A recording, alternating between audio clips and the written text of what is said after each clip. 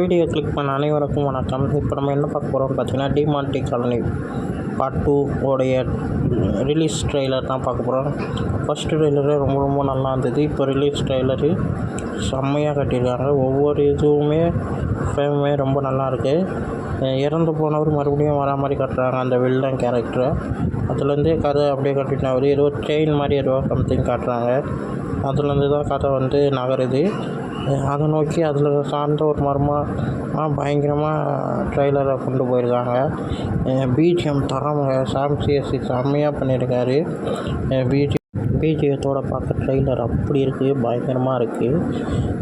பழைய கேரக்டர்லாம் உள்ளே மறுபடியும் வருது. ஆனால் ரொம்ப பார்ட் 1 பயங்கரமாக இருக்கும். பார்ட் 2 இன்னும் அதில் என்னென்ன இருக்க போகுதுன்னு தெரியல பார்ட் 2ல். ஏன்னா செம்மையான ஒரு படமாக இருக்குன்றது தெளிவாக தெரியுது.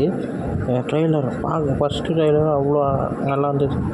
செகண்ட் ட்ரெய்லரும் வேறு மாதிரி கட்டியிருக்காங்க. பிஜிஎம் தரமாக செஞ்சுருக்காங்க. ரொம்ப நல்லாயிருக்கு.